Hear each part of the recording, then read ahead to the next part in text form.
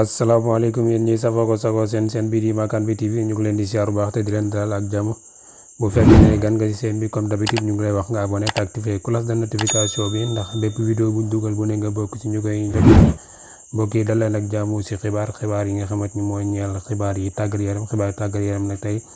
daanaka mën nañ ne ñaari match yi rek tey moo nekkoon li nga xamante ni moom la àdduna bi yëpp doon xaar waaye moom la àdduna bi yëpp doon suivre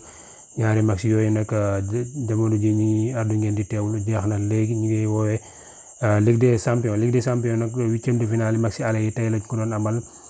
match yi doon am tey nag ñuy dox si diggante Milan AC ak ki nga xamante ni mooy Tottenham beneen match yi doon dox si diggante Paris Saint-Germain ak ki nga xamante ni mooy Bayern de Munich ñu dooree ko match bi nga xamante ni mooy Milan ak ki nga xamante ni mooy Tottenham Milan nag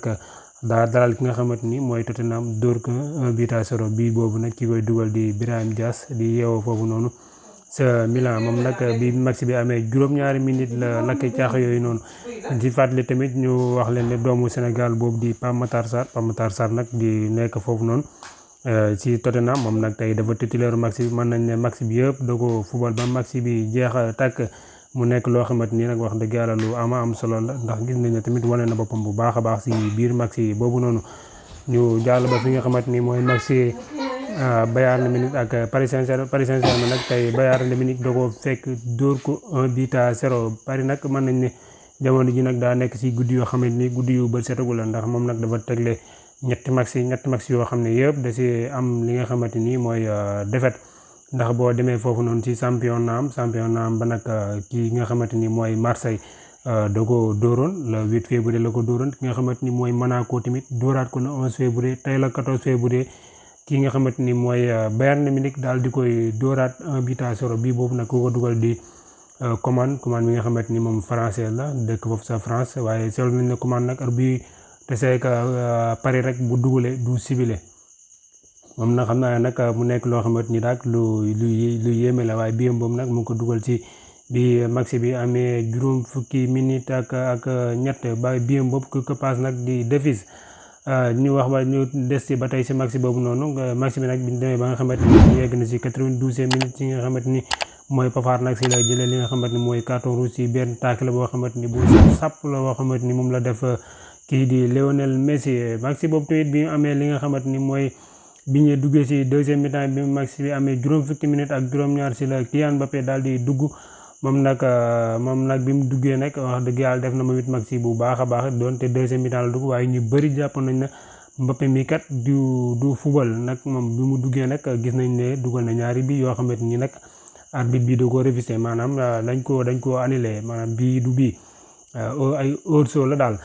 Gis nañ ne nag moom jàppoon nañ fan yële yëpp gars yi ñu ngi doon wax naan dina football du football bañ naan dana forfait waaye daa mel ni forfait boobu daal ñu doon wax daal du doon dara loo xamante ni daal dañ doon nelawal waa Bayern de Munich gis nañ ne bi deuxième mi-temps bi jotee nag ci lañ ko daal di dugal ba ki pare nag tey nag def na li nga xamante ni mooy match bu rëy waaye Bayern de Munich moom it comme ni ñu koy wax yàgg a xamee rek moom it buy dajee équipe yi mag yi nag moom it waaye da leen di wane man mii nag équipe bu mag laa comme yéen moo tax bu dajee ak ñoom day wane boppam bu baax a baax gis nañ ne deuxième mi-temps bi moo yor match bi football na lool waaye nag bii mujj la am ci li nga xamante ni mooy première mi-temps bi deuxième mi-temps bi nag gis nañ bi mu ñëwee dañ see dugg ci daanaka rek am ay minutes yu ndaw rek mu daal di dugal kii de Choupo-Moting nag moom it tey am na fa ay occasion yoo xam ne nii ay occasion de but la woon waaye nag malheureusement pour Paris nag moom mujj koo dugal waaye ki nga xamante nag mooy Paris Saint-Germain nag moom it dafa yéex a yeewu lool gis nañ ne ci bii match bi di bëgg a jeex daanaka bi mu desee ay 20 minutes 15 minutes daal ci lay doog a yeewu Dominique ki nga xamante ni mooy Bayern de Munich domine ko lool ba bëgg a dugal waaye daal mujj see jàpp kon nag mbokk yi ñuy teewloo ay xibaar tawatina xibaar yi nga xamante ni mooy ñeel xibaar tàggat yaram tey foofu lay yem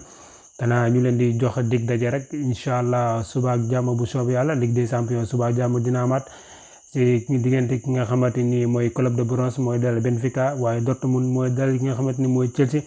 ba léegi si match yi nga xamante ni mooy huitième de finale yi match yi aller yi waaye championnat tamit suba dina am suba nag match derby mooy am diggante Arsenal ak ki nga xamante ni mooy Manchester City waaye bu ñu demee foofu di Liga Santander di championnat bu Espagne Real Madrid tamit mooy dalee ki nga xamante ni mooy Elche na ngeen bàyyi xel bu baax a baax derby bi nga xamante ni moo war a am suba ak jàmm diggante Arsenal ak Manchester City ñoom ñaar ñëpp Arsenal moo nekk premier, Manchester City moo jël deuxième ci li nga xamante ni mooy championnat bu Angleterre.